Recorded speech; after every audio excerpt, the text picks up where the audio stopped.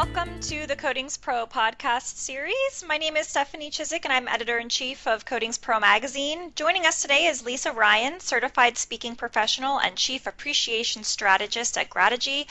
Lisa is a speaker, author, and video host with 13 years of experience in industrial marketing and sales, including 7 years in the welding industry. Her programs focus on positive workplace culture, intergenerational communication, employee acquisition, engagement, retention, and gratitude strategies, aka what she calls Grategies, for personal and professional development. Lisa, thanks so much for joining us today. Thanks. It's really great to be here. Why don't we start by maybe giving our listeners a little bit of your background? Sure. I was actually in my career, as you said, I was primarily in sales. I had the first part of my career, I was an executive recruiter. One of the few people on the planet who can actually say they sold their mother. Now, Mom actually hated that job, but I said, Mom, you have got to stay there at least 90 days because I have a guarantee and I can't afford to give back the commission I made on you. So thankfully, Mom was there for 2.5 years. She didn't disown me. Then I spent the 13 years in industrial sales where I sold things like electrical cord and cable into the maintenance environment and welding rod. And yes, I do weld. And then from there, I went into healthcare.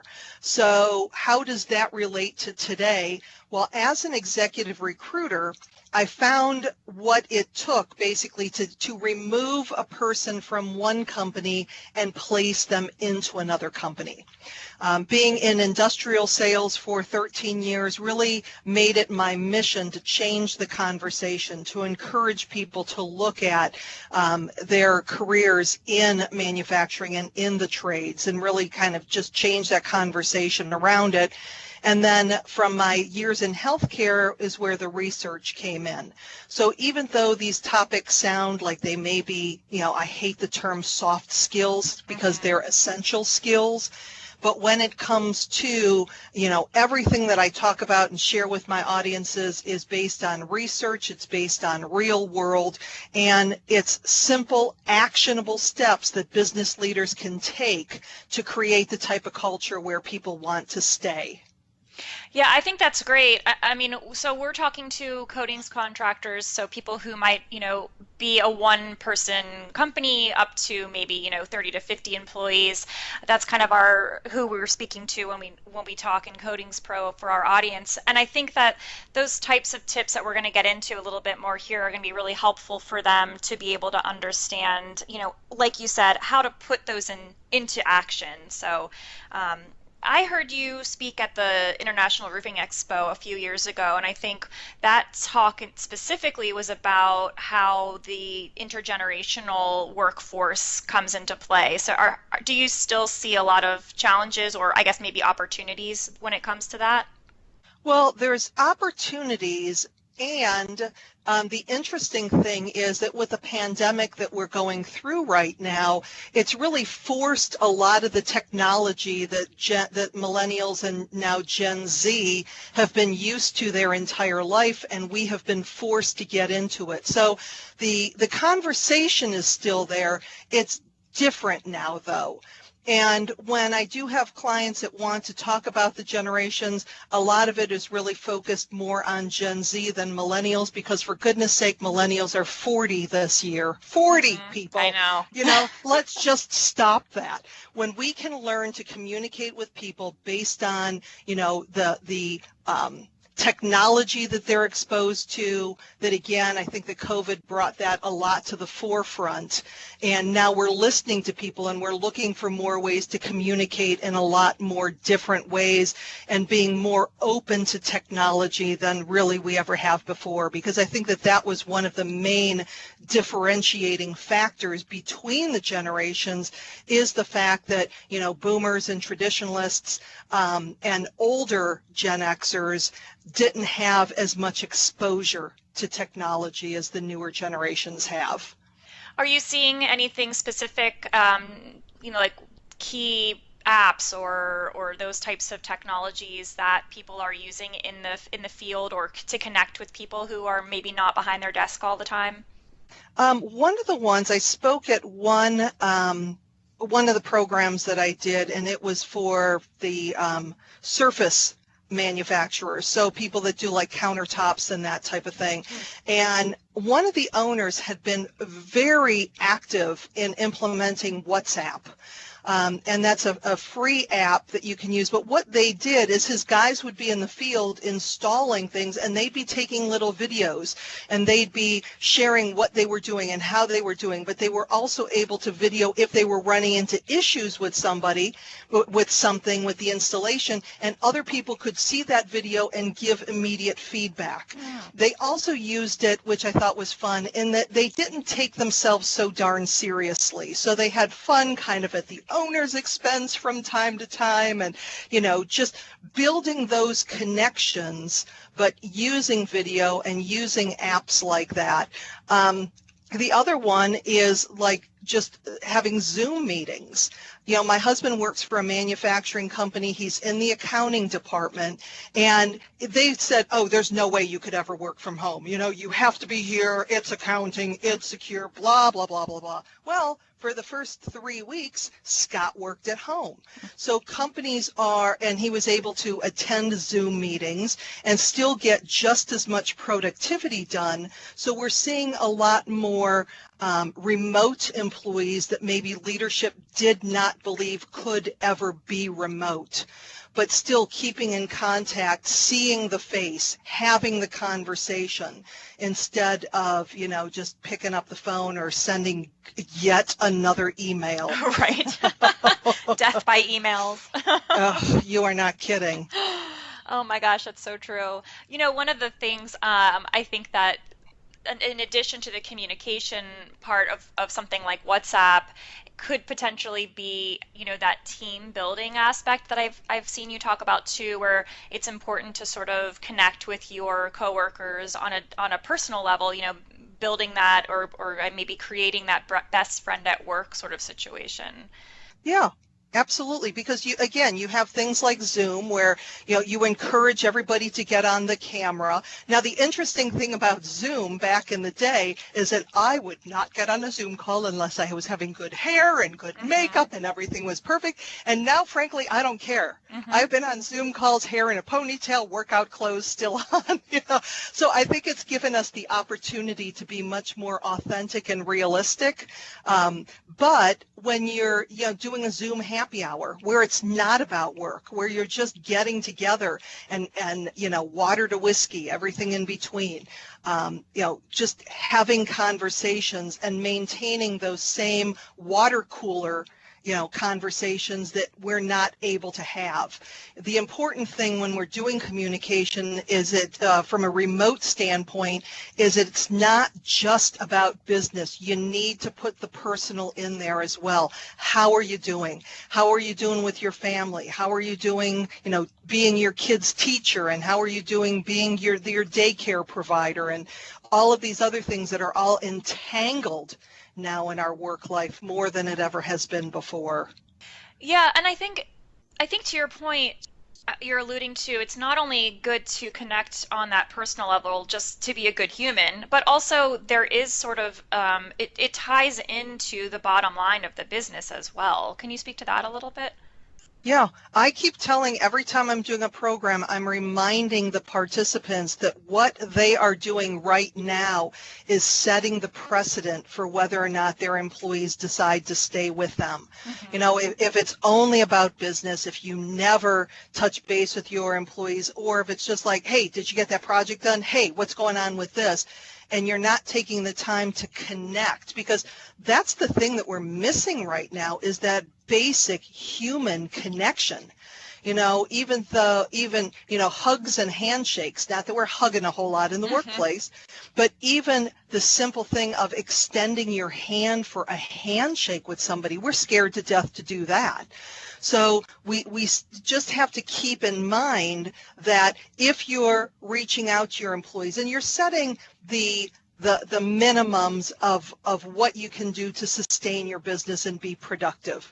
Because again, and also getting out of your mind that we work from 7 to 3 or we work from 9 to 5. You know what? If your employees are busy with their kids during the day and they're still getting their work done, but they're doing it from 7 o'clock at night until midnight, does it really matter as long as the work's getting done? So there's much more trust. There's much more transparency needed, and there's much more understanding as we're still trying to figure out where we are now and where we're going to be.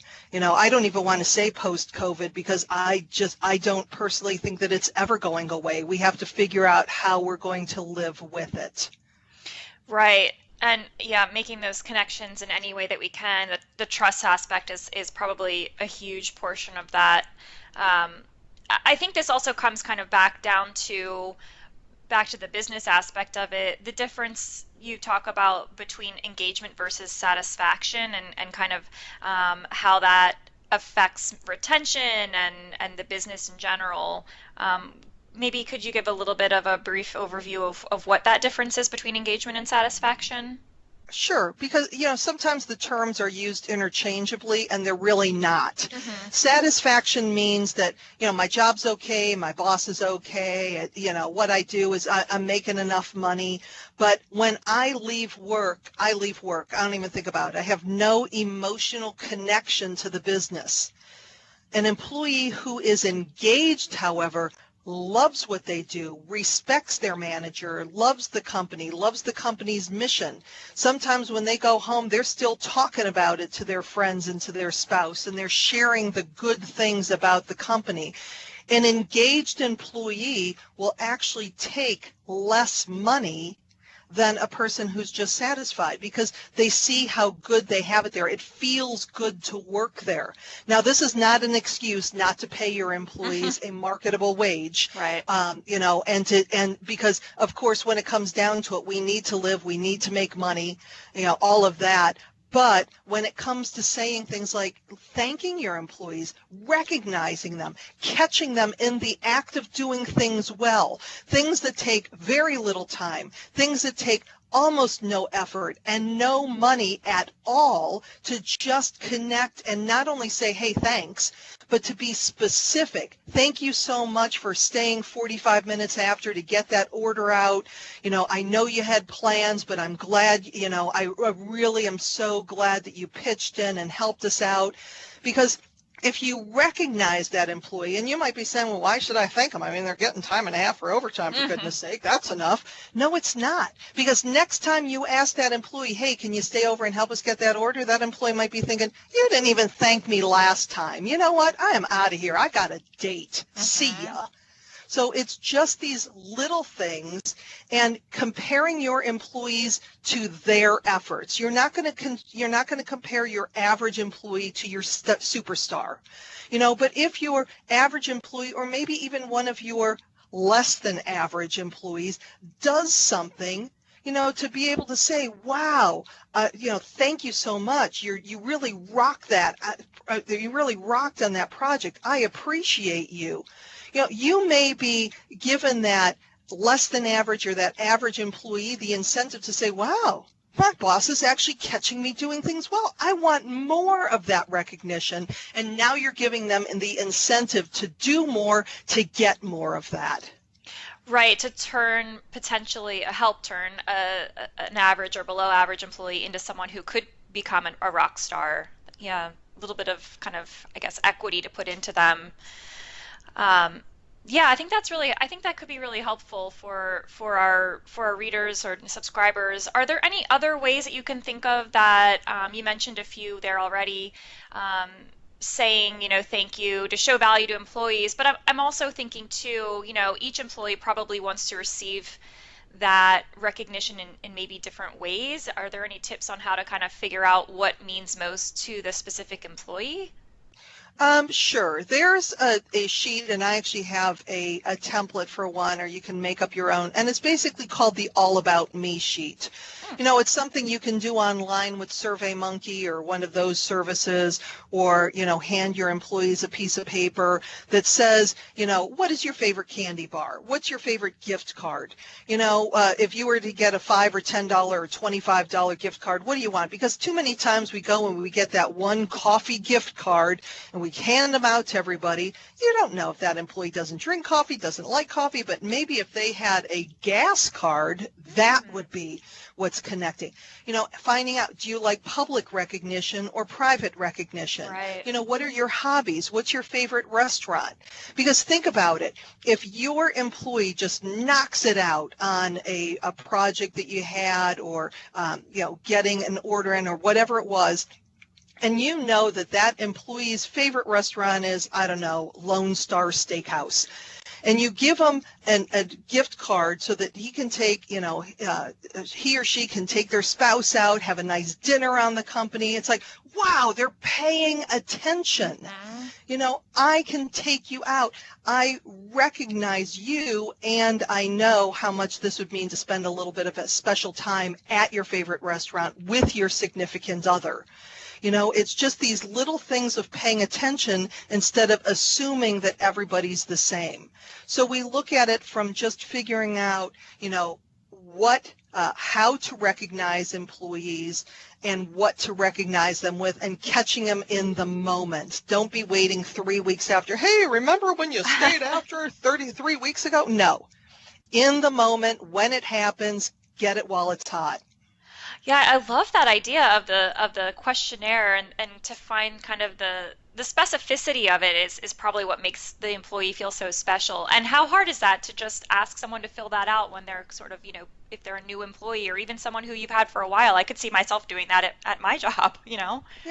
Well, and that's the thing. So the employee, you find out, what's your favorite candy bar? It's a Snickers. Okay. So the next time they do something and you're just, hey, great job. Here's a Snickers bar. And they might not even remember filling out that form 6 months ago. It's like, holy cow, she's paying attention. She knows I like Snickers, and she didn't give me a Milky Way or, or something else. It's just that personal connection.